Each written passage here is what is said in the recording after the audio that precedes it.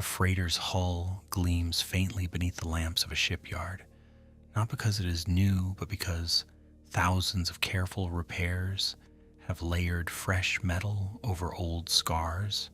The air smells of coolant and ionized machinery. Somewhere deep inside the vessel, power conduits hum with a sound so familiar that generations of pilots would come to recognize it instantly. Workers move through narrow corridors carrying tools and data pads, paying little attention to the ship before them. To them, it is just another cargo hauler. To history, it'll become the Millennium Falcon.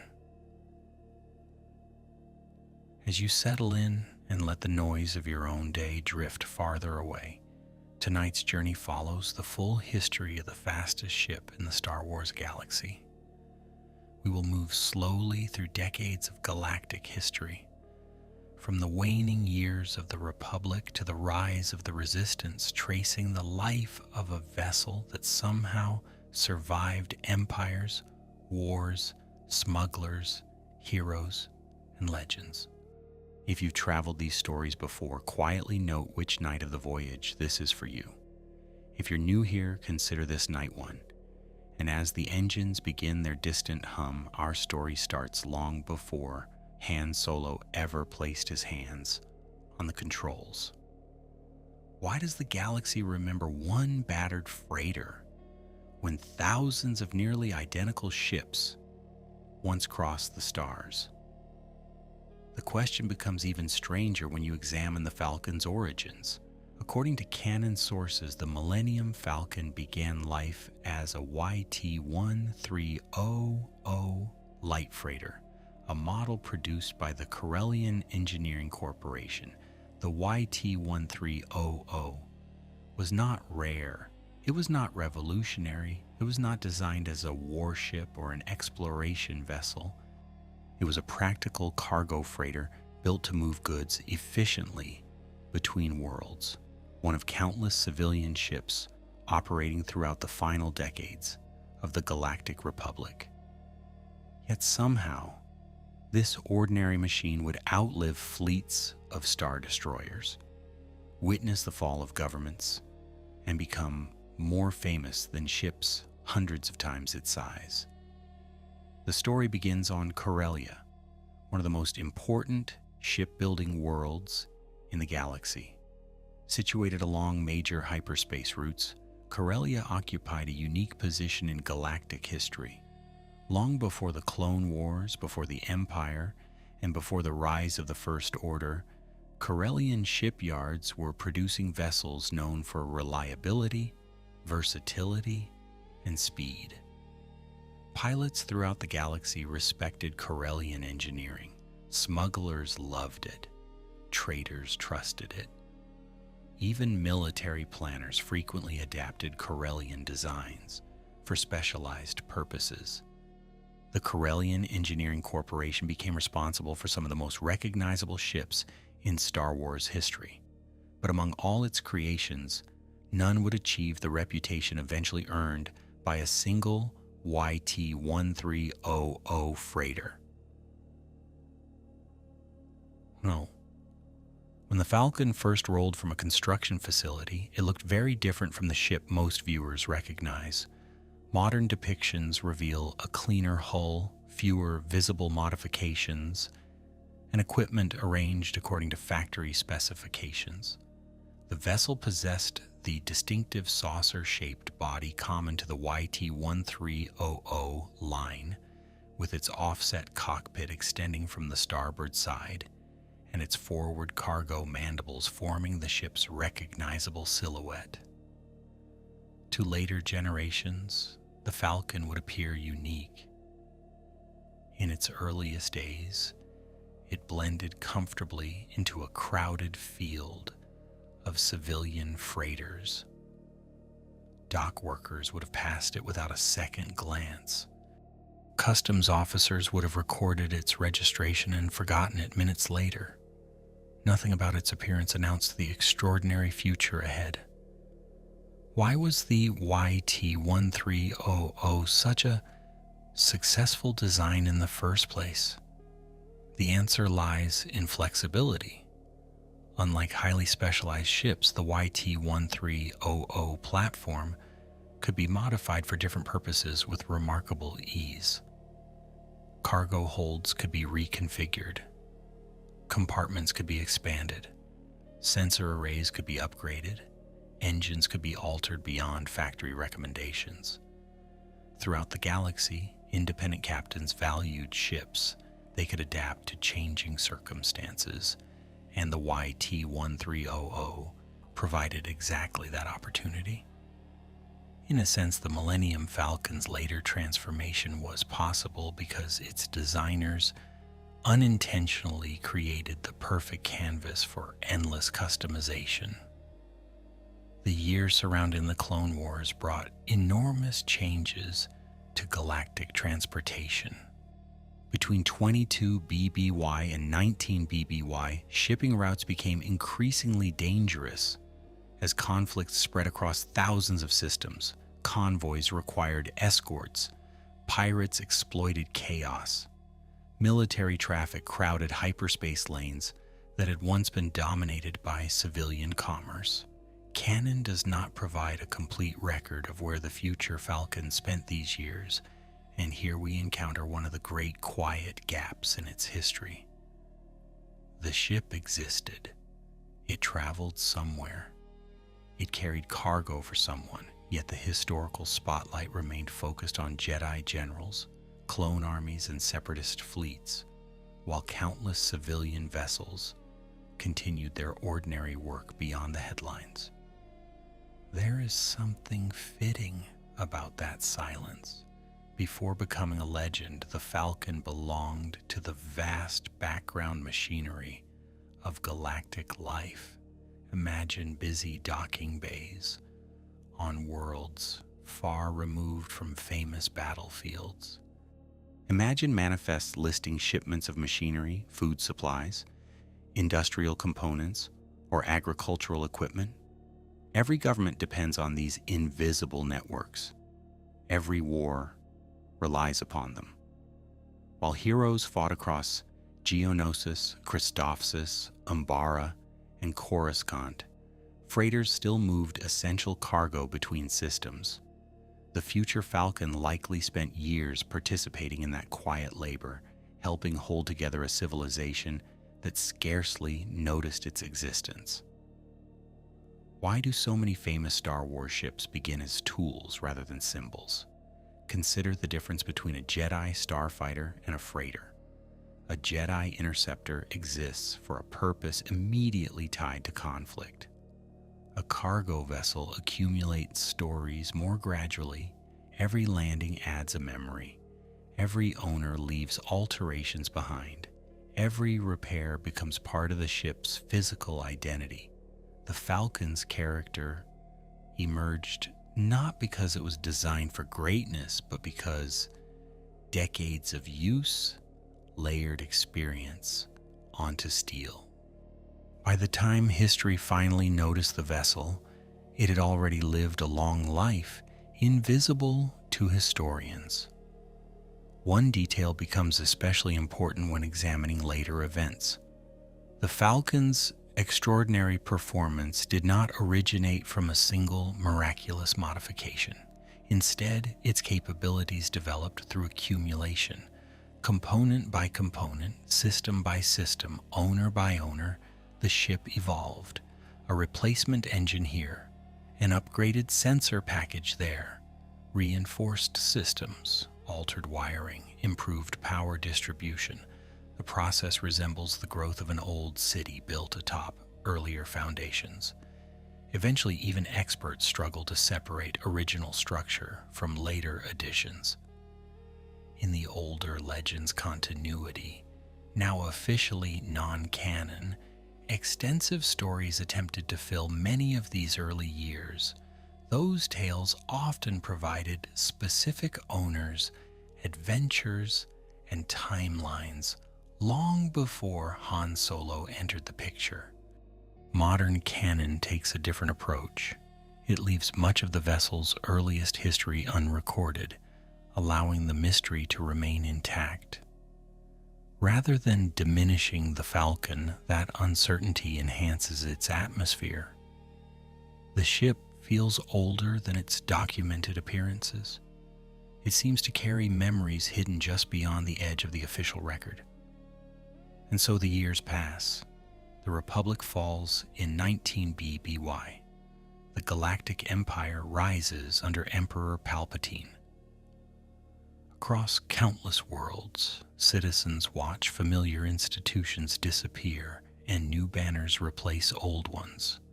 Somewhere among the traffic lanes of an increasingly controlled galaxy, a Corellian freighter continues its journey. Its hull gathers scratches. Its systems accumulate modifications. Its future owners have not yet met one another. The name Millennium Falcon has not yet become famous, but the foundations of that legend are already forming, one voyage at a time, deep within the humming corridors of a ship that still looks almost ordinary. Why does the Millennium Falcon seem to belong so naturally to Han Solo when, in truth, another man loved the ship first? The popular image of the Falcon is inseparable from Han and Chewbacca, yet by the time Han won the vessel, it already possessed a history, a personality, and an owner who treated it less like transportation and more like a reflection of himself. That owner was Lando Calrissian. Long before the Battle of Yavin, before the Death Star, and before the rebellion transformed the galaxy, Lando was flying the Falcon through a very different chapter of Imperial history. To understand the ship's transformation, you first have to understand the man who shaped it. Around 10 BBY, during the events depicted in Solo, a Star Wars story, the Millennium Falcon appears in a form almost startlingly different from the battered freighter familiar to later generations. The hull is cleaner, the plating is smoother, the corridors appear brighter and more organized. Lando maintains the vessel with obvious pride. Even the ship's interior carries touches of luxury, uncommon among independent freighter captains. Walking aboard during this era would feel less like entering a smuggler's workshop and more like stepping into the private star yacht of a gambler who enjoys reminding everyone of his success. One feature stands out immediately. Between the Falcon's forward mandibles sits a detachable escape craft, clearly visible during this period. Many viewers who grew up with the original trilogy never realized the Falcon was designed this way because the vessel later loses that component. Canon visual guides and Solo reveal a ship closer to its factory intentions. Looking at it now, you can almost see the YT-1300 that once emerged from Corellian production lines. Yet even at this stage, the Falcon is already beginning to diverge from ordinary freighters.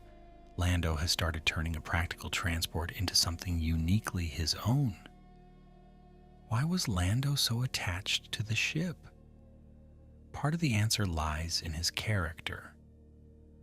Lando Calrissian thrives on presentation. He dresses elegantly, he cultivates charm, he enjoys appearing successful even when fortune is uncertain. The Falcon becomes an extension of that identity. Unlike military officers who command vessels assigned by governments, Lando chooses his ship. He invests in it, he modifies it, he proudly displays it. In many ways, the Millennium Falcon functions as a flying declaration that Lando Calrissian intends to live life on his own terms.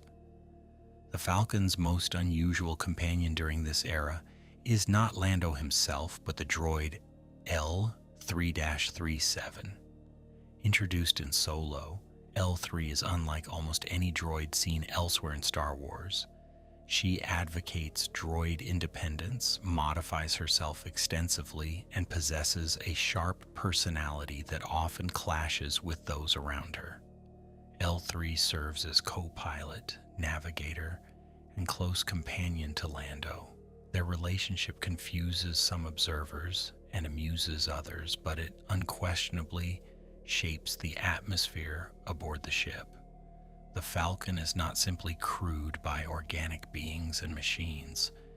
It becomes a place where personalities, ambitions, and constant arguments create an oddly functional family. During these years, the Empire dominates the galaxy, but beneath Imperial authority, countless criminal and semi-legal networks continue operating. Lando moves through this world with remarkable ease. He participates in high-stakes games, he negotiates deals, he travels between worlds where fortunes change overnight. The Falcon carries him across sectors controlled by governors, crime syndicates, and corporate interests. Although it is not yet the legendary smuggling vessel of later years, the ship is already acquiring experience far beyond that of an ordinary cargo hauler. Every hyperspace jump adds another story to its growing reputation. Why does the Falcon seem unusually fast even before Han Solo begins modifying it further? Canon provides an intriguing clue. Lando and L3 consistently rely on advanced navigation systems and sophisticated onboard technology. The ship already contains upgrades that place it above standard freighter performance. It is not yet the outrageous machine capable of astonishing Imperial officers, but the foundation exists. The Falcon's future speed does not emerge from nowhere. Han inherits a vessel that has already begun evolving beyond factory specifications. The turning point arrives on Vandor and later during the dangerous operation connected to the world of Kessel. By this stage, Han Solo has entered Lando's orbit, first as a rival and then as an uneasy ally. Han is young, ambitious, and constantly searching for opportunity.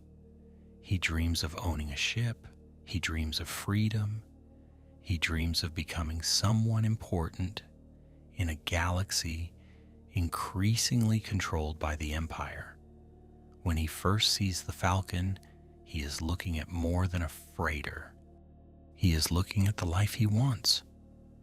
The journey toward Kessel reveals just how dangerous the Falcon's future will become. Kessel itself occupies a notorious place in galactic history. Under Imperial control, it serves as a source of valuable coaxium, a volatile hyperfuel essential for powerful starship engines. The extraction operations on the world are brutal. Prisoners and enslaved laborers endure harsh conditions deep within the mines. When Han, Chewbacca, Lando, and their allies become involved in a coaxium heist, the Falcon suddenly finds itself at the center of events far larger than simple smuggling. Then comes tragedy. During the escape from Kessel, L3-37 is critically damaged. Her loss affects everyone aboard, but it also changes the Falcon itself. To preserve crucial navigation data and systems expertise, L3's cognitive matrix is integrated into the ship's computer network. Canon reference books later reinforce the idea that elements of L3's consciousness become part of the Falcon's operating systems. This detail has fascinated fans for years. The ship's legendary navigation performance may not simply result from engineering. In a sense, part of L3 remains aboard forever. Why does the Falcon often seem to behave almost like a living thing in later stories? Some fans point directly to L3's integration.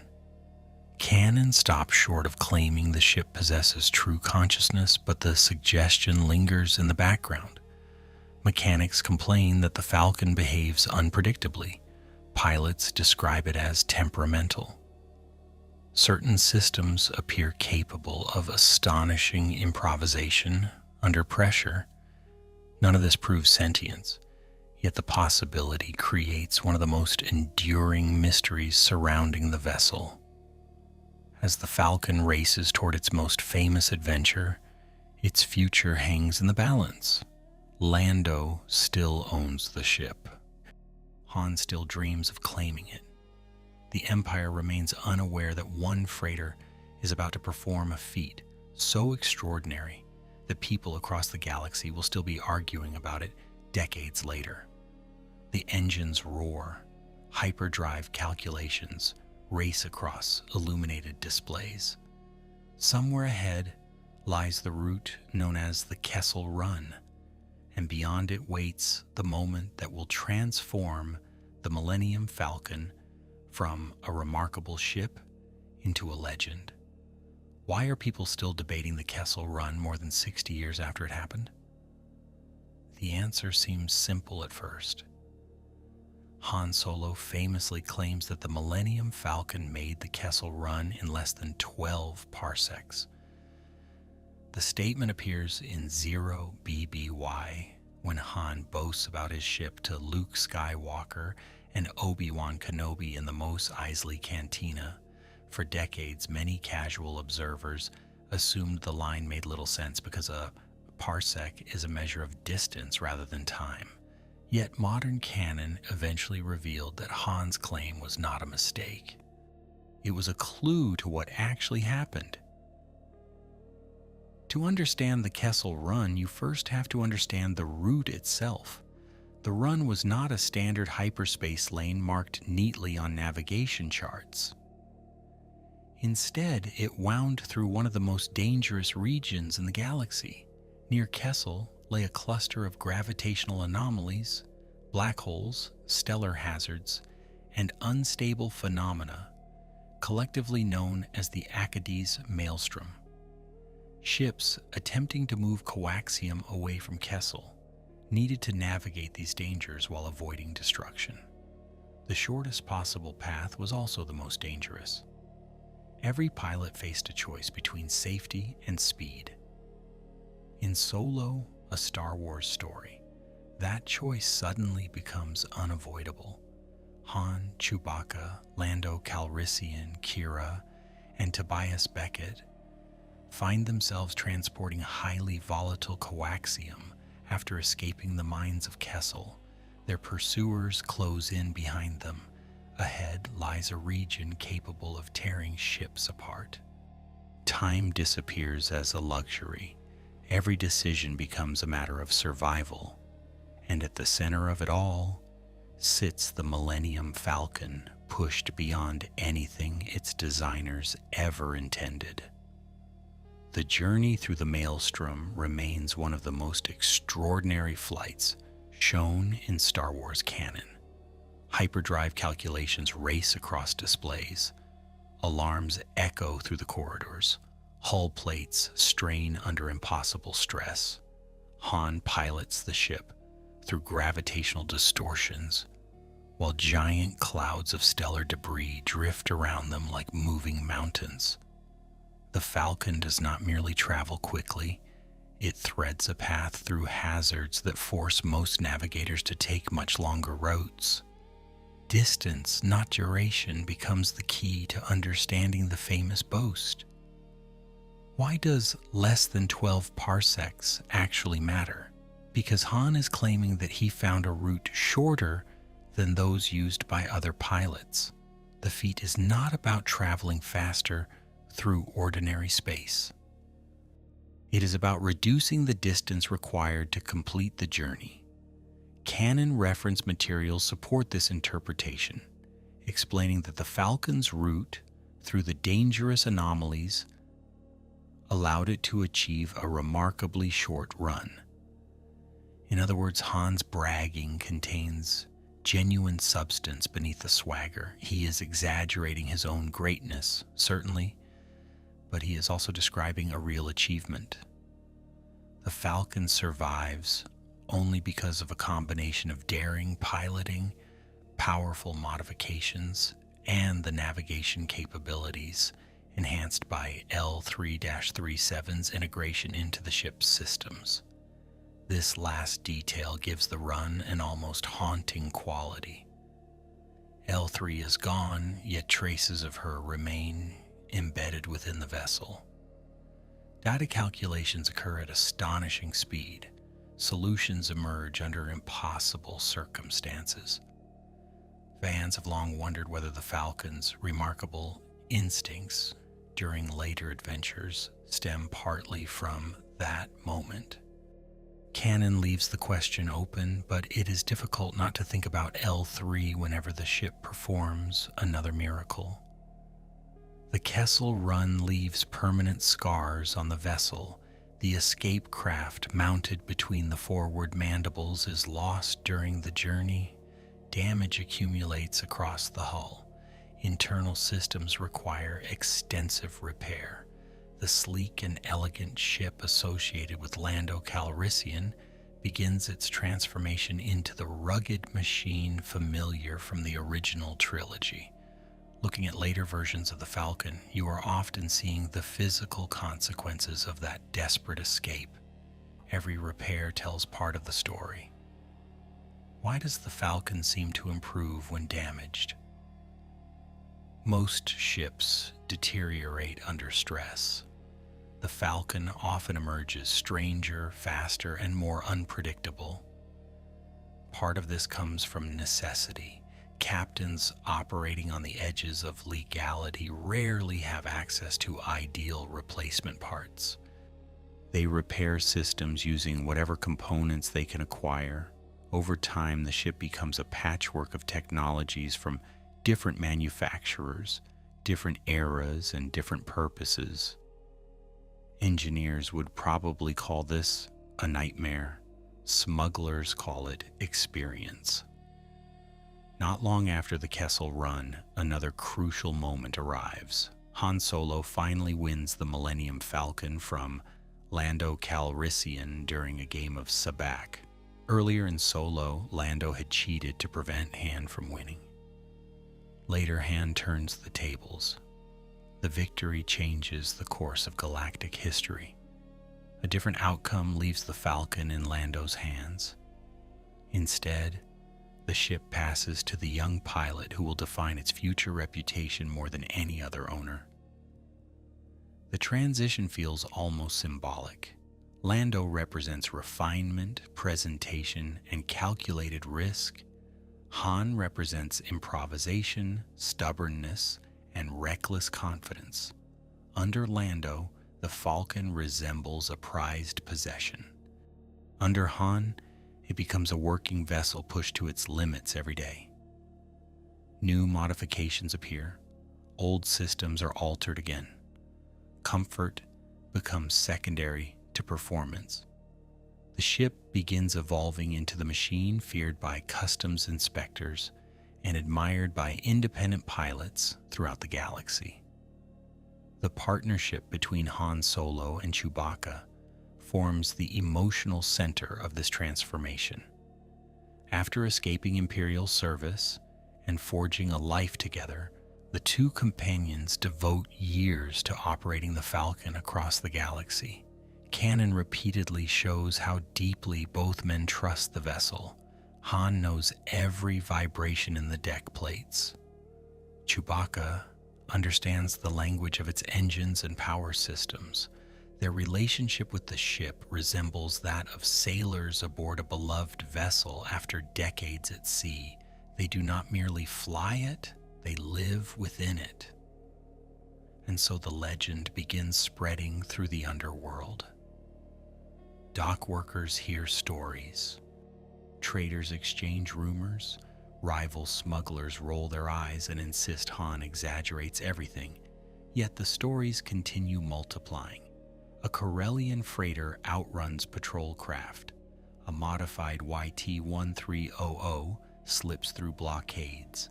A captain with a crooked grin keeps winning impossible bets. Somewhere in the growing darkness of the Imperial era, The Millennium Falcon accelerates into the next chapter of its life, leaving behind the Kessel Run and carrying its new owners toward a future filled with debt, danger, and destiny. Why could the Galactic Empire track entire rebel cells across multiple sectors, yet struggle for years to catch one smuggler flying an aging freighter? On paper, the situation makes little sense. The Empire possessed star destroyers, sector fleets, intelligence agencies, customs forces, and planetary security networks. Han Solo owned a single ship with a small crew. Yet by the years leading up to 0BBY, the Millennium Falcon had become one of the most elusive vessels in Imperial space.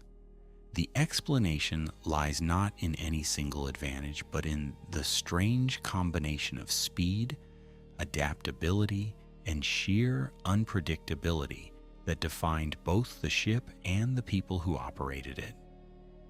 During the Imperial era, Han Solo and Chewbacca transformed the Falcon into a full-time smuggling vessel. Cargo moved through the galaxy under increasingly restrictive regulations. Imperial authorities taxed trade, monitored hyperspace routes, and cracked down on independent operators. For many worlds, especially those far from the core, black market commerce became essential for survival. Smugglers filled gaps left by official supply chains. Some were criminals seeking profit. Others transported goods that Imperial bureaucrats considered illegal. Han occupied an uncomfortable space between those categories, motivated less by ideology than by survival and opportunity. The Falcon proved exceptionally suited to that life. Hidden compartments became one of its most famous features. While ordinary cargo holds could be scanned during inspections, concealed spaces allowed contraband to evade detection. Imperial customs officers might board the ship, examine manifests, and find nothing suspicious. Meanwhile, valuable cargo remained hidden only meters away. Canon repeatedly references these compartments, particularly during encounters with authorities and criminal organizations. They became part of the vessel's mythology, a physical expression of Han's habit of always keeping one more secret in reserve. Why did smugglers trust speed more than weapons? Because in the Imperial period, survival often depended on escaping before a fight began. A freighter could rarely defeat military vessels in direct combat. The Falcon's heavily modified engines therefore became far more important than its guns. Han invested constantly in performance upgrades. Power systems were pushed beyond recommended limits. Components were replaced, reconfigured, and repaired repeatedly. Mechanics throughout the galaxy developed a complicated relationship with the ship, admiring its capabilities while dreading the prospect of servicing it. Many stories from this era survive only as fragments and references. Dock workers hear rumors, crime bosses exchange reports, pilots tell stories in crowded cantinas. One tale claims the Falcon outran patrol craft near a restricted shipping lane. Another describes a dangerous cargo delivered despite a blockade. Some accounts are undoubtedly exaggerated. Others prove surprisingly accurate.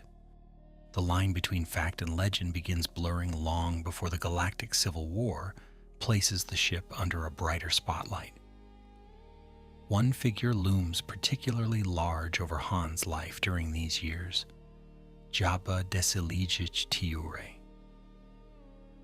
The powerful Hutt crime lord controlled vast criminal networks centered around Tatooine and extending across multiple sectors. Han performed smuggling work for Jabba, transporting valuable cargo through dangerous territory. Such arrangements offered profit but carried severe risks. Huts rewarded success generously and punished failure ruthlessly. The Falcon frequently served as the thin barrier separating Han from consequences he preferred not to contemplate. The most famous example involves a shipment lost before the events of A New Hope. Pursued by Imperial forces, Han dumps valuable cargo rather than risk capture. Jabba views the decision as a costly betrayal. Han views it as necessary survival. The debt that follows hangs over him like a shadow. By 0 BBY, he needs money urgently. Every hyperspace jump, every smuggling run, and every negotiation becomes part of an effort to settle obligations before the Hutt's patience runs out. Why does the Falcon often look as though it should barely remain operational? The answer becomes clearer the more closely you examine it. Unlike pristine military vessels maintained by enormous support staffs, the Falcon evolves through practical necessity. New components rarely match old ones perfectly. Repairs happen quickly. Damaged systems are replaced with whatever parts can be acquired. Over decades, the ship develops a patchwork identity.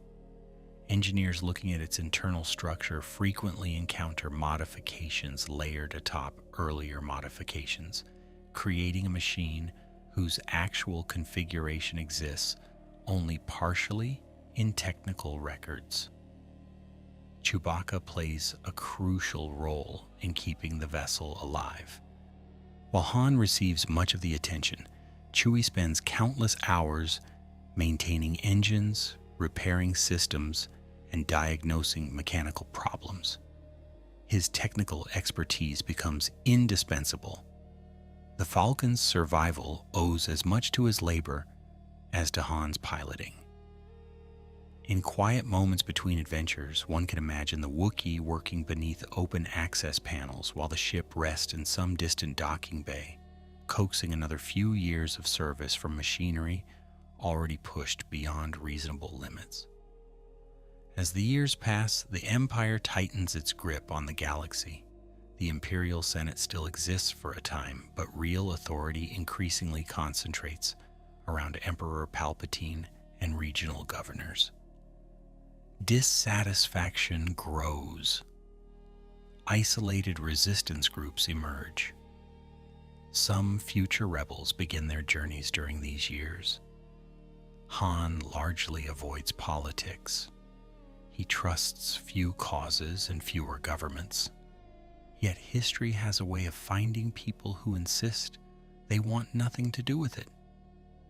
Why did so many lives converge around the Millennium Falcon just before the Battle of Yavin? Looking back, the timing seems almost impossible. A farm boy on Tatooine, a princess carrying stolen Imperial intelligence, a Jedi master in hiding, 2 droids carrying secrets capable of changing the galaxy. Han knows none of this while struggling with debts and deadlines. To him, the future still appears small enough to fit inside a cargo manifest and a payment schedule. Destiny remains someone else's problem. The galaxy itself stands on the edge of transformation. Around 0 BBY, construction of the first Death Star nears completion. Imperial confidence reaches extraordinary heights. Rebel networks work desperately to survive. Entire worlds continue their daily routines, unaware that events are accelerating toward a crisis, unlike anything in recent memory. In remote systems, freighters continue arriving and departing as they always have. Among them moves the Millennium Falcon, scarred, modified, and increasingly famous in the underworld. Then comes a day that appears utterly ordinary at first. Twin suns shine above the deserts of Tatooine. Traders crowd the streets of Mos Eisley. Moisture farmers negotiate prices. Stormtroopers search for missing droids. Somewhere inside that sprawling spaceport, a Corellian smuggler waits for passengers willing to pay 17,000 credits. It seems like just another job. Yet within hours, the Millennium Falcon will carry aboard the people who change its fate forever, and the long age of smuggling will begin giving way to something much larger. Why did one routine charter flight from Tatooine end up changing the fate of the entire galaxy? On the surface, the arrangement seems almost laughably ordinary. A smuggler needs money, a farm boy needs transportation, an old man hires a ship. Yet hidden beneath that simple transaction lies a chain of events connecting the Millennium Falcon to the destruction of the Empire's greatest weapon. The ship had spent years carrying contraband, fugitives, and cargo. It was about to carry history itself. In 0BBY, the Falcon sits in docking bay 94 within the sprawling spaceport of Mos Eisley on Tatooine. The Empire is searching desperately for two missing droids, C-3PO and R2-D2. Inside R2's memory rests a copy of the Death Star plans, stolen by Princess Leia Organa and entrusted to the droids before her capture. Stormtroopers scour settlements across the desert world. Obi-Wan Kenobi understands the danger. Luke Skywalker only partially grasps it. Han Solo, meanwhile, is mostly concerned with receiving payment. The first meeting between Han, Luke, and Obi-Wan reveals much about the Falcon's reputation. In the Mos Eisley Cantina, Han proudly describes his vessel as the ship that made the Kessel Run in less than 12 parsecs. Luke appears skeptical. Obi-Wan remains calm and observant. Han's boast sounds familiar because he has likely delivered variations of it many times before. Yet, unlike many stories told in crowded cantinas, this one contains genuine truth. The Falcon really is extraordinary, though not necessarily for the reasons its captain emphasizes. When Luke first boards the ship, he sees something very different from the sleek starfighters of his imagination. The corridors are worn. The systems are temperamental. Components seem patched together from multiple generations of technology. Yet beneath the rough appearance lies astonishing capability. The Falcon launches from Mos Eisley under pressure, evades Imperial pursuit, and quickly demonstrates why experienced pilots speak of it with respect. Luke is witnessing a lesson many others learned before him. Appearances tell only part of the story. Why does the Falcon's first major feat in A New Hope still feel impressive decades later? Because it establishes the vessel's defining characteristic. The ship succeeds not through perfection, but through improvisation. Shortly after leaving Tatooine, Han notices Imperial forces attempting pursuit. Rather than relying on military discipline or established doctrine, he trusts speed, instinct, and bold decision-making. The Falcon surges into hyperspace. Stars stretch into brilliant lines. In moments, the ship vanishes from immediate danger. For Luke, raised beneath the twin suns of Tatooine, the experience opens an entirely new universe. During the journey to Alderaan, some of the most important conversations in Star Wars history occur aboard the Falcon. Obi-Wan begins Luke's training with the remote and training saber.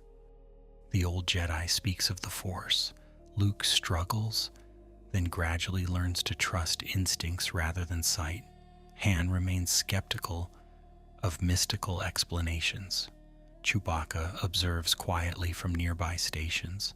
The ship becomes a meeting place where old and new eras briefly overlap. The age of the Jedi, the age of the Empire, and the uncertain future all occupy the same freighter. Then comes an unexpected discovery. Upon arriving at Alderaan's coordinates, the Falcon finds no planet waiting there. Instead, the crew encounters an asteroid field. Alderaan has been destroyed by the Death Star under orders from Grand Moff Tarkin. The moment changes everything. What began as a transport mission becomes direct involvement in a galactic crisis. Before anyone fully understands what is happening, the Falcon is drawn toward the immense battle station responsible for the destruction. Why was the Death Star able to capture so many ships, yet fail to hold the Millennium Falcon permanently? The answer begins with underestimation. Imperial personnel initially believe they have trapped a small freighter carrying insignificant smugglers. The Falcon is pulled into the station's hangar and secured. Yet hidden within the ship are individuals capable of disrupting the Empire's plans in ways few officers could imagine. Luke Skywalker, Obi-Wan Kenobi, Princess Leia Organa, even Han Solo, who insists he is not a hero, possesses exactly the kind of unpredictable courage that rigid systems struggle to contain. Inside the Death Star, the Falcon serves a role no military vessel could easily perform. It becomes a refuge. It becomes an infiltration platform.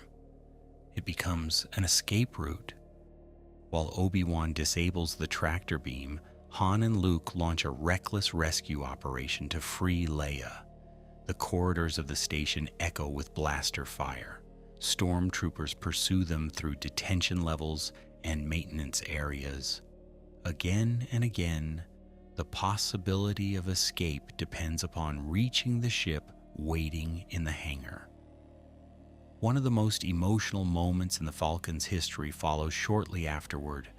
Obi-Wan Kenobi sacrifices himself during a duel with Darth Vader. Luke witnesses the event from aboard the vessel during the escape. The loss transforms the atmosphere within the ship. Only days earlier, Luke dreamed of adventure beyond Tatooine. Now he travels toward a rebel base carrying grief, responsibility, and knowledge that the galaxy is far larger and darker than he imagined. The Falcon becomes the vessel transporting him from youth into destiny.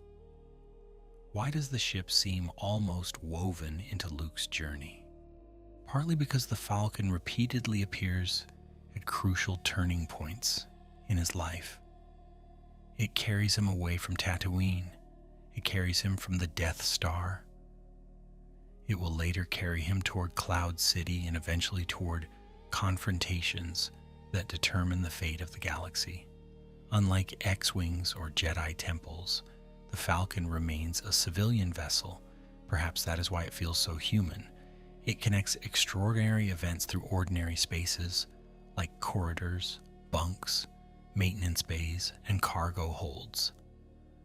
The final phase of this chapter unfolds above Yavin 4. The Rebel Alliance studies the Death Star plans delivered by R2-D2. Pilots prepare for a desperate attack. Han initially chooses to leave after receiving payment. He has debts to settle and little interest in becoming a revolutionary. The Falcon departs. Yet something about the journey has changed him. The friendships formed aboard the ship prove stronger than he expected.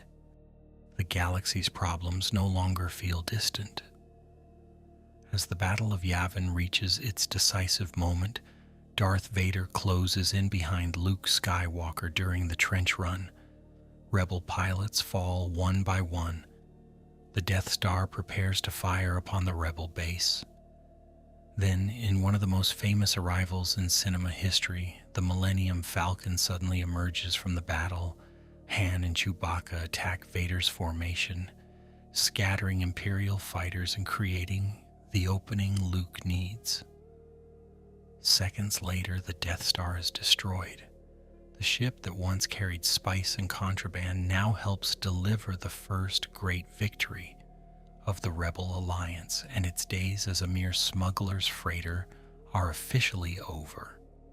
Why did the Rebel Alliance continue relying on a heavily modified freighter when it possessed starfighters, transports, and entire fleets? The answer becomes clearer after the Battle of Yavin. Most military vessels perform specific tasks exceptionally well. X-Wings excel in combat. Corvettes carry personnel and supplies. Capital ships project power across sectors. The Millennium Falcon occupies a different category altogether. It can infiltrate, transport, escape, fight, improvise, and survive situations that should destroy it. As the galactic civil war intensifies between 0 ABY and 4 ABY, the ship evolves into one of the rebellion's most valuable assets. The years following the destruction of the first Death Star are dangerous for everyone associated with the Rebel Alliance. Emperor Palpatine responds to the loss with fury. Darth Vader becomes increasingly determined to locate those responsible. Imperial intelligence expands its efforts. Rebel cells relocate frequently to avoid detection. Throughout this period, the Falcon serves as a courier, transport, and mission vessel. While larger ships attract attention, Han Solo's freighter often slips through gaps in Imperial surveillance. Its civilian origins remain one of its greatest strengths. By the time of The Empire Strikes Back, roughly 3 years after Yavin, the Alliance has established a hidden base on the icy world of Hoth. The environment is brutal. Snowstorms sweep across endless white plains. Temperatures plunge far below what most species can comfortably endure. Yet the rebel leadership accepts those hardships because secrecy matters more than comfort. The Falcon waits among the base's equipment and support craft, no longer merely Han's ship, but an important component of the Alliance's survival. Why does the Falcon seem most alive when things are going wrong? Hoth provides a perfect example. As Imperial probe droids locate the rebel base and Vader launches an assault, countless systems begin failing under pressure. The Falcon's hyperdrive refuses to function properly. Repairs become urgent. Technicians scramble through access corridors. Han and Chewbacca work relentlessly to restore critical systems. The ship behaves exactly as it often does throughout its history, frustrating, unpredictable, and absolutely essential. The evacuation of Hoth becomes one of the Falcon's defining moments.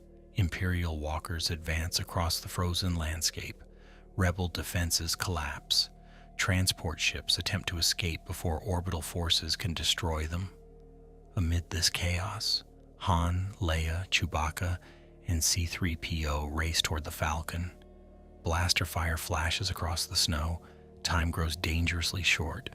Somehow the ship launches moments before capture, carrying aboard several of the Alliance's most important figures. What follows is one of the greatest pursuits in Star Wars history. Darth Vader personally commits significant resources to capturing the Falcon. Imperial Star Destroyers spread across nearby systems. TIE fighters pursue relentlessly. Ordinary logic suggests the chase should end quickly. Yet again and again, the freighter survives.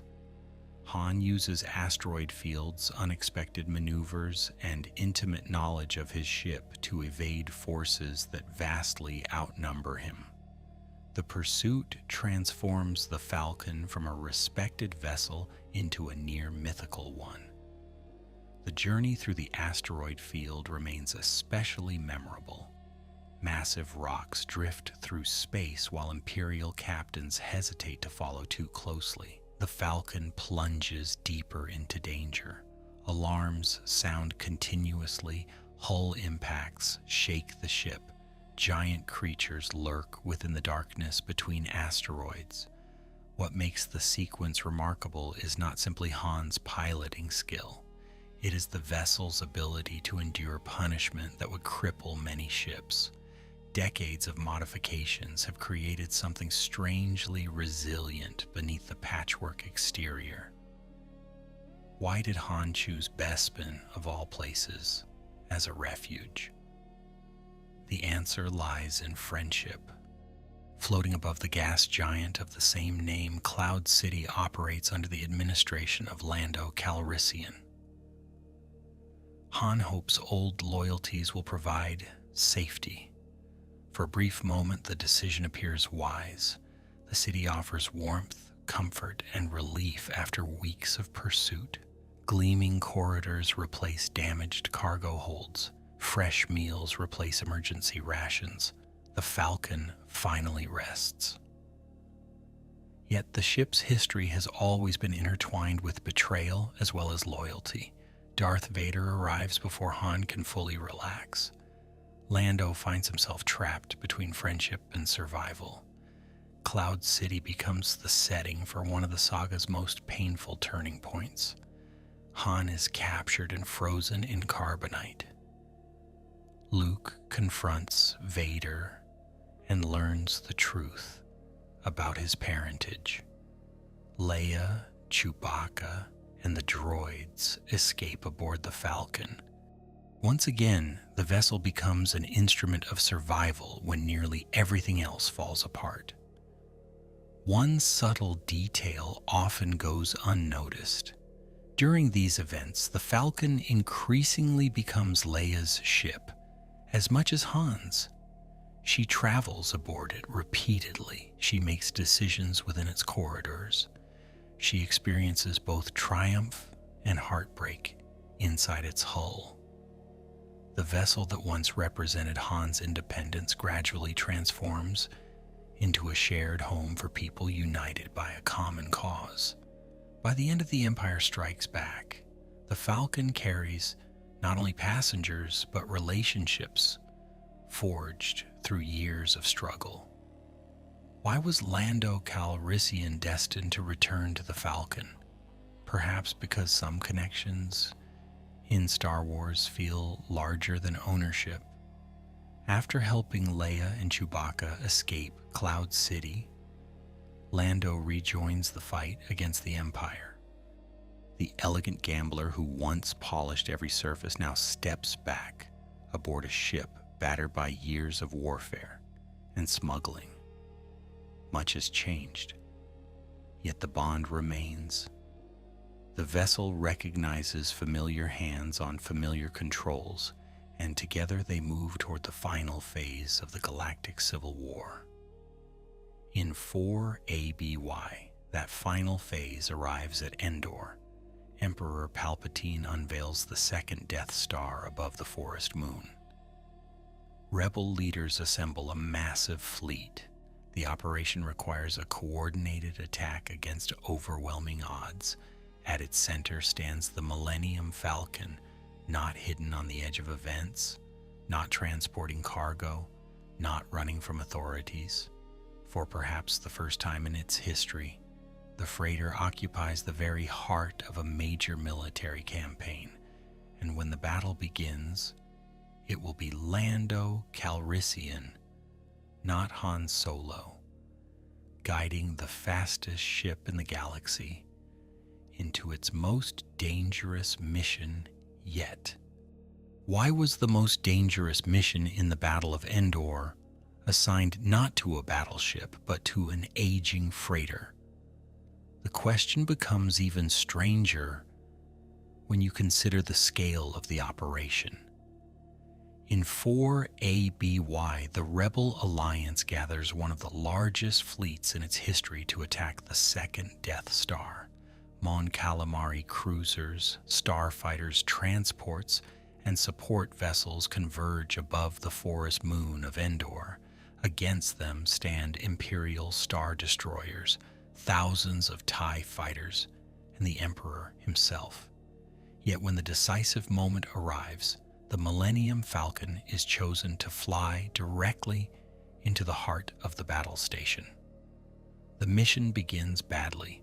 Rebel commanders expect the Death Star's shield generator to be disabled by a strike team on Endor's surface led by Han Solo. Instead, they discover that Emperor Palpatine anticipated their plan. The shield remains active. Imperial forces emerge from hiding. The rebel fleet suddenly finds itself trapped. Admiral Akbar recognizes the danger immediately. The battle threatens to become a catastrophe. Across the battlefield, the Falcon maneuvers through a storm of laser fire while waiting for an opportunity that may never come. One detail often overlooked is that Han Solo is not piloting the Falcon during this battle. He is fighting on the surface moon alongside Leia Organa, Chewbacca, and Rebel commandos. In the cockpit sits Lando Calrissian, accompanied by Nien Nunb. The arrangement creates a fascinating symmetry. Years earlier, Lando owned the vessel, then Han won it. Now Lando returns to command it during one of the most important engagements in galactic history. The ship's two most famous captains become separated by an entire moon, yet remain united by a common purpose. Why does the Falcon succeed where so many military craft fail? Part of the answer lies in its unusual nature. The vessel was never designed according to military doctrine. Imperial planners understand how starfighters behave. They understand how cruisers maneuver. The Falcon occupies an awkward space between categories. It's too large to move like an interceptor and too agile to behave like a freighter. Decades of modifications have produced something difficult to predict, and unpredictability becomes a weapon of its own. When the shield generator on Endor is finally destroyed, the battle changes instantly. A narrow window opens. Rebel pilots receive orders to attack the station's interior rather than its heavily protected exterior. Lando leads the assault. The Falcon plunges toward the Death Star's superstructure. Around it swarm X-wings, debris, and defensive fire. The battle station itself remains unfinished, exposing internal frameworks and construction zones that create a labyrinth of steel and energy. The flight through the Death Star's interior ranks among the most extraordinary sequences in Star Wars. Vast tunnels stretch ahead like artificial canyons. Reactor shafts glow deep within the structure. Pilots weave between support beams and unfinished machinery at impossible speeds. One mistake means collision, another means destruction by Imperial defenses. Yet the Falcon continues forward. The same ship that once carried smugglers through hidden trade routes now races through the core of the Empire's greatest weapon. Why does this moment feel like the culmination of the Falcon's entire history? Because every stage of its life contributes to the outcome. The ship's speed traces back to years of modifications. Its resilience comes from countless repairs. Its navigation systems carry the legacy of L3-37. Its captains learned their skills through smuggling, gambling, escaping patrols, and surviving impossible odds. Nothing about the attack is accidental. Decades of history converge inside those narrow corridors. The destruction of the second Death Star marks the end of the Galactic Civil War's central conflict. Emperor Palpatine dies aboard the station. Darth Vader sacrifices himself to save Luke Skywalker. Across the galaxy, celebrations erupt. Imperial authority begins fracturing. For the Millennium Falcon, however, the victory creates a new and unexpected challenge. For years, Survival depended on resisting the Empire. Now the Empire is collapsing. The galaxy the ship knew is disappearing. What happened after Endor? Here the historical record becomes quieter. Canon provides important landmarks, but far fewer details than during the original trilogy. The New Republic emerges from the Rebel Alliance's victory. Former battlefields slowly transition toward reconstruction. Han Solo and Leia Organa build a life together. Their son, Ben Solo, is eventually born. The Falcon remains connected to Han during much of this period, yet its adventures receive less attention than the dramatic years of rebellion that came before. These decades form one of the most intriguing gaps in the ship's history. The period between 4 ABY and the rise of the First Order spans roughly 30 years. Entire generations grow up without direct experience of the Empire. Worlds damaged by war recover. Trade routes reopen. Political institutions attempt to establish lasting peace. Somewhere within this changing galaxy, the Falcon continues flying. It carries supplies, passengers, memories, and perhaps occasional smuggling cargo despite the victory of the New Republic. Why does canon leave so much of this era unexplored? One reason is perspective. During the original trilogy, the Falcon sits at the center of events. During the New Republic period, history becomes broader and more complex. The galaxy contains thousands of stories unfolding simultaneously. Han and Leia face personal challenges. Luke searches for knowledge and attempts to rebuild the Jedi Order. New threats slowly emerge in distant regions. The Falcon remains present, but it no longer occupies every spotlight. Yet something important happens during these quieter years. The ship ages, systems wear down, repairs become more frequent, components that once seemed modern begin showing their age. The Falcon survives because people continue caring for it, modifying it, and refusing to abandon it. Like an old sea vessel passed through generations, it accumulates layers of memory. Every scratch recalls a journey. Every replacement part hints at another story. Far from the triumphs of Endor, somewhere in a peaceful docking bay, mechanics work beneath open maintenance panels while the ship rests between voyages. The roar of battle has faded. The Empire is gone. For the first time in decades, the Millennium Falcon is not racing toward war. Yet change is coming once again. The ship's next chapter will unfold in a galaxy that barely remembers the rebellion, and before long, the most famous freighter in history will disappear from its owner's hands entirely. Why would Han Solo ever lose the Millennium Falcon after spending so much of his life fighting to keep it? Of all the mysteries surrounding the ship, this may be one of the most surprising. The Falcon survived Jabba the Hutt, Darth Vader, the Death Star, Imperial fleets, and countless mechanical failures. Yet by the time the sequel trilogy begins in 34 ABY, Han is no longer flying it. The most famous pilot in the galaxy has been separated from the vessel most closely associated with his identity. To understand how that happened, we must enter one of the saddest chapters in both Han's life and the ship's history. The decades following the fall of the Empire do not unfold as many heroes hoped. The New Republic establishes a new government. Leia Organa dedicates herself to public service and leadership. Luke Skywalker attempts to rebuild the Jedi Order. Han remains Han, more comfortable in a cockpit than a Senate chamber. Yet beneath these successes, deeper problems emerge.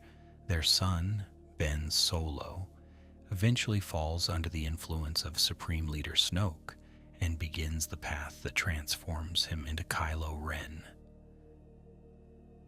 The destruction of Luke's Jedi temple and Ben's fall create wounds that affect the entire Skywalker family. Canon presents this period as one of grief, regret, and separation. Han and Leia continue loving one another, but they respond differently to tragedy. Leia commits herself to resisting emerging threats. Han drifts back toward the familiar life of a pilot. Somewhere during these difficult years, ownership of the Falcon becomes less stable. The ship passes through other hands, moving farther away from the life it once shared with its longtime captain. Why does the Falcon almost seem restless during this era? Perhaps because the galaxy itself has become uncertain again. The New Republic enjoys decades of relative peace, yet dangers gather in the unknown regions. The organization that becomes the First Order grows beyond public attention. Former Imperial loyalists regroup. Political complacency spreads. While governments debate and delay, old warnings begin proving true. The Falcon drifts through this changing landscape like a relic from an earlier age, carrying memories of conflicts many younger citizens barely remember. By 34 ABY, the ship has arrived on Jakku, a harsh desert world littered with the wreckage of past wars. Gigantic remains from the Battle of Jakku lie scattered across the landscape. Star destroyers decay beneath the sun. Salvagers earn a living, stripping useful components from ancient wrecks. Among these forgotten relics sits the Millennium Falcon. Its presence feels almost impossible. A ship that once helped destroy 2 Death Stars now rests quietly in a junkyard environment, hidden in plain sight. Why did destiny bring Rey and Finn to this specific vessel? The question hangs over The Force Awakens from the moment they encounter it. Rey knows the ship by reputation but does not initially realize exactly what she has found. She and Finn need transportation during an emergency. Their first choice proves unavailable. Forced to improvise, they turn toward what Rey dismissively calls garbage. Moments later, they are racing across Jakku's skies aboard one of the most legendary vessels in galactic history. The sequence immediately reminds viewers why the Falcon became famous. Despite years of neglect, despite unfamiliar pilots, despite mechanical problems, the ship responds with astonishing capability. Rey maneuvers through the wreckage fields of Jakku while TIE fighters pursue. The Falcon dives, climbs, rolls, and accelerates with familiar energy. Dust and sunlight flash across the cockpit windows. Components break and recover. Engines roar. For the first time in decades, the vessel feels fully awake again. One of the most emotional moments in the sequel trilogy occurs shortly afterward. After escaping Jakku, Rey and Finn encounter Han Solo and Chewbacca aboard the freighter Aravana. Han boards the Falcon once more and quietly says, "Chewie, we're home." The line lasts only a moment. Yet it carries the weight of decades. The ship is not simply property returning to its owner. It is the recovery of a lost piece of identity. Han has found his way back to a place that remembers him. Why does the Falcon connect generations so effectively? Because each era discovers it under different circumstances. Luke finds it while dreaming of adventure. Leia finds refuge within it during war. Lando sees an extension of his personality. Han sees freedom. Rey sees possibility. The ship remains physically the same vessel, yet every generation interprets it differently. That adaptability allows the Falcon to remain relevant long after most famous machines would have become museum exhibits. As the conflict with the First Order intensifies, the Falcon once again enters active service. It transports resistance personnel. It evades enemy patrols. It carries heroes between increasingly dangerous missions. During the events of The Last Jedi and the Rise of Skywalker, the vessel continues performing the role it has played for decades, connecting distant stories into a single, larger narrative. While governments rise and fall, the Falcon keeps moving. One particularly touching detail involves Chewbacca. By the sequel era, many of the ship's most important companions are gone or changed. Obi-Wan is long dead. Luke grows older. Leia carries enormous burdens.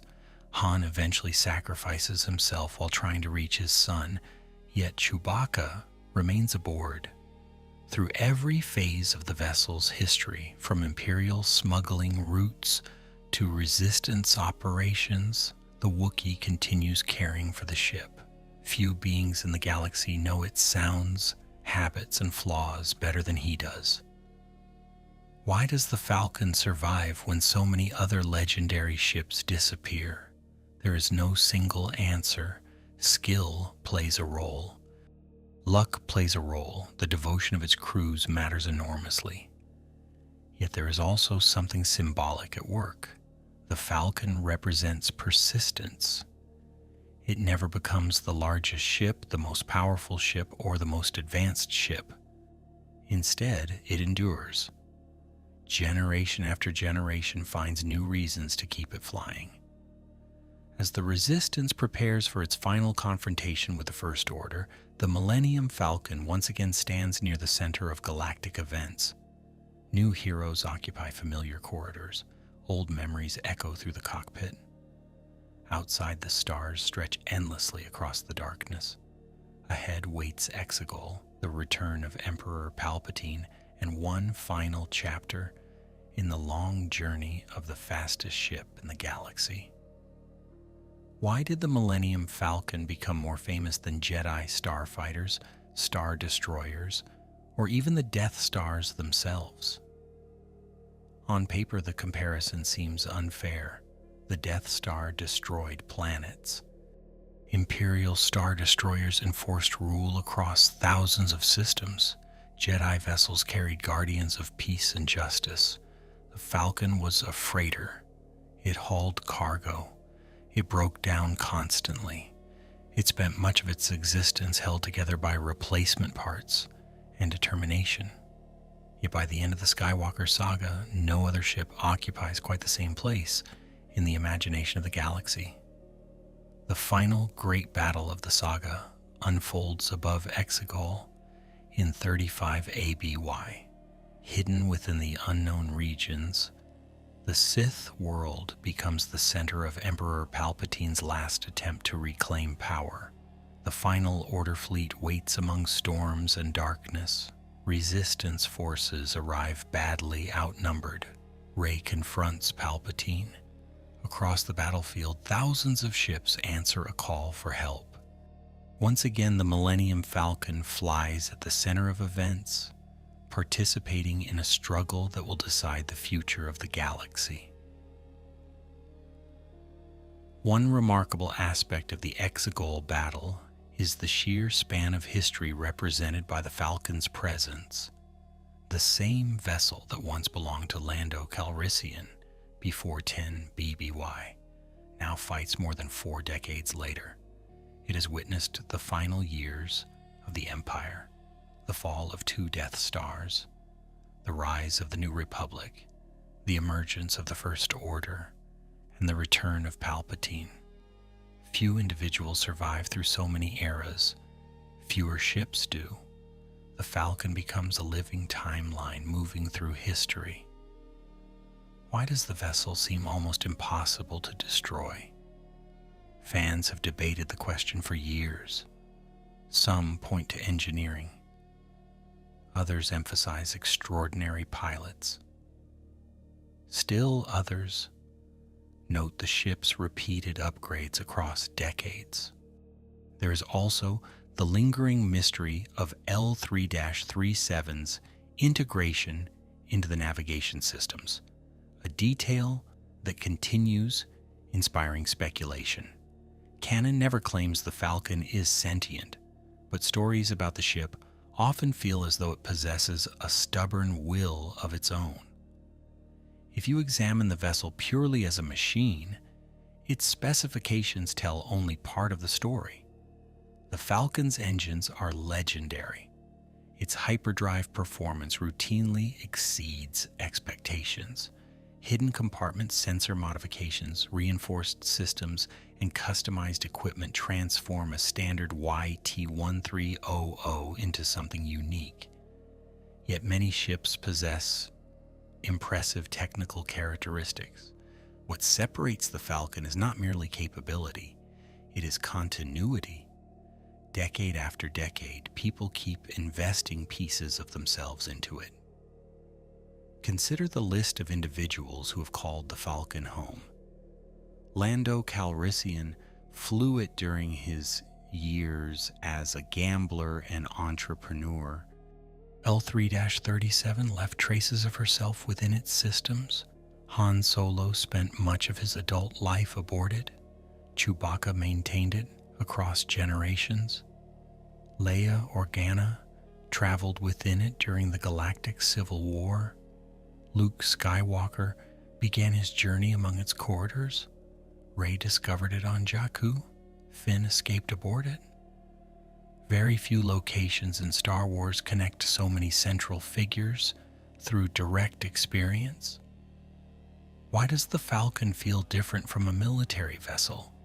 Because warships often belong to institutions. The Falcon belongs to people.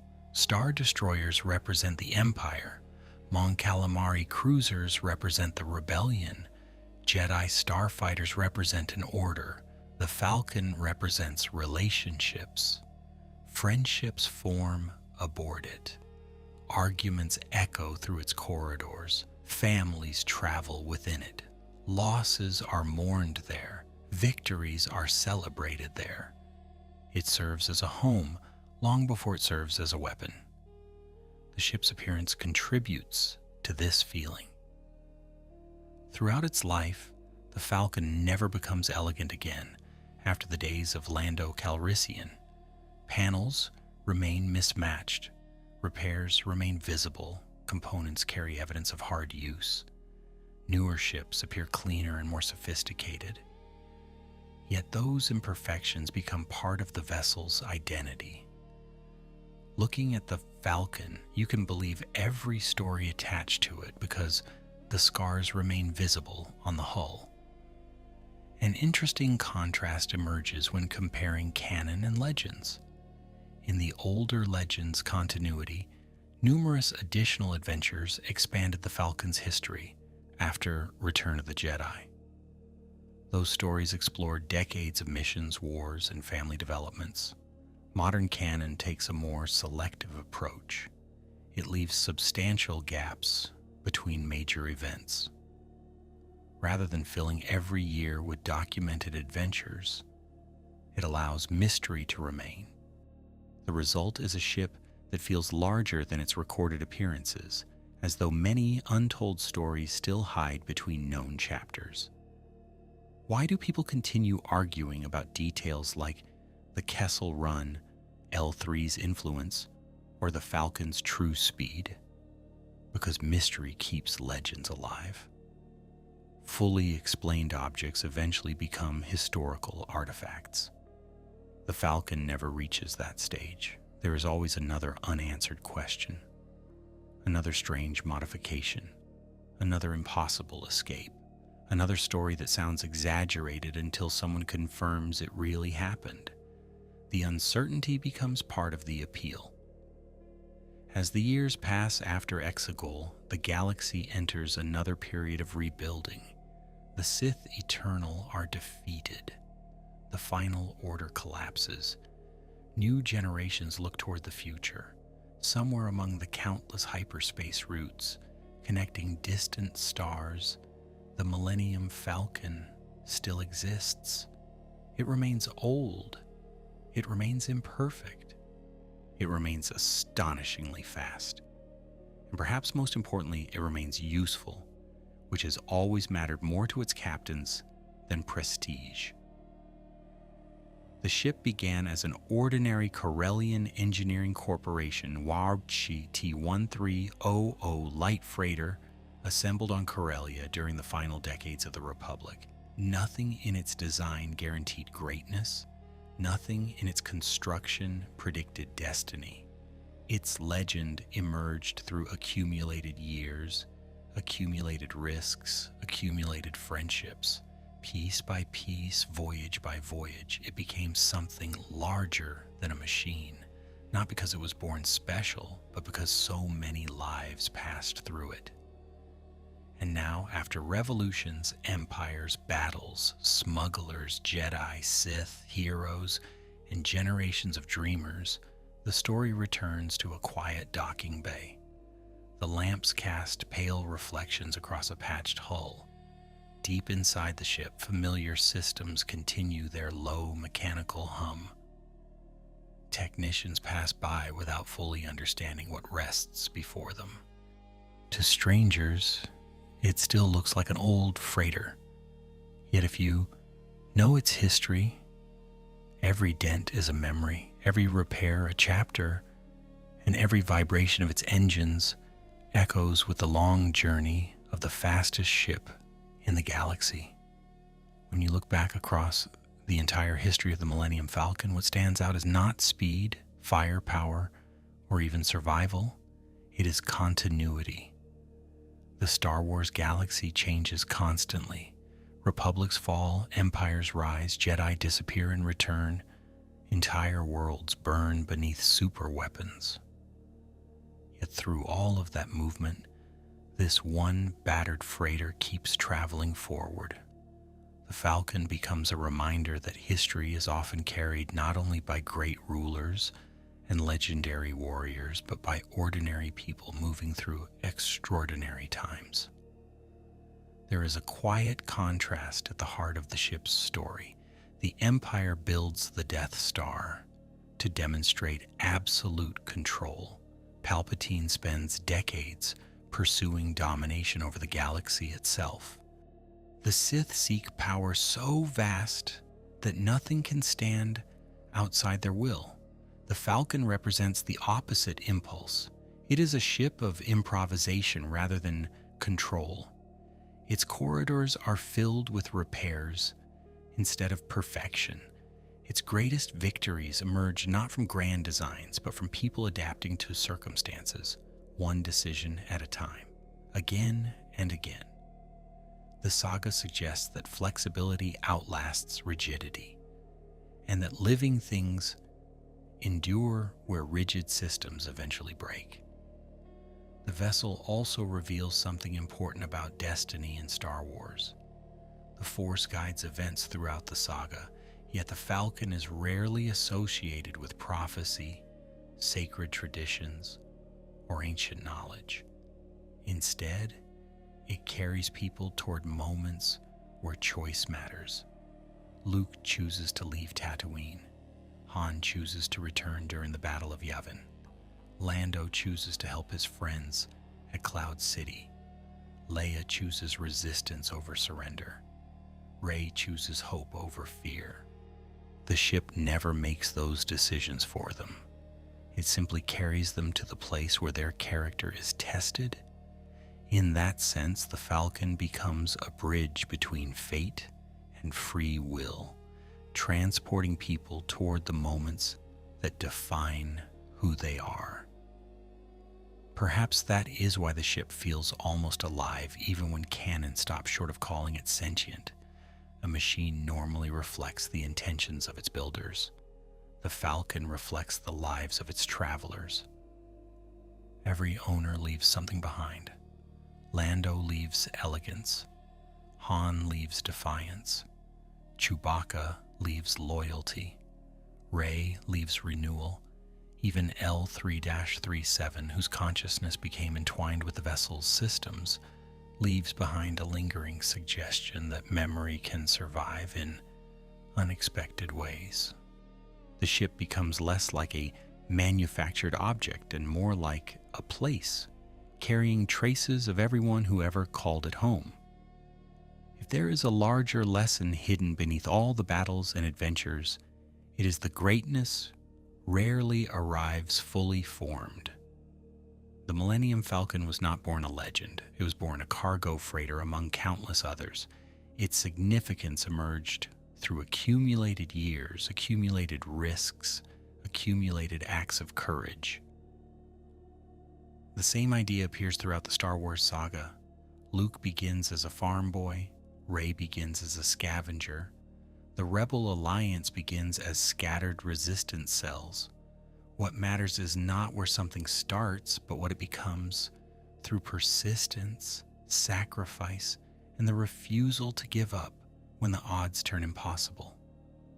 And so, as the galaxy settles once more into uneasy peace, you can imagine the Falcon resting quietly between journeys.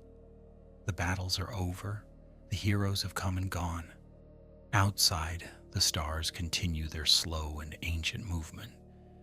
Inside the ship, old systems still hum softly beneath layers of repairs and modifications gathered across decades. A freighter's hull catches the faint glow of shipyard lamps, and somewhere deep within the vessel, familiar machinery continues its steady song, just as it did on the day our story began.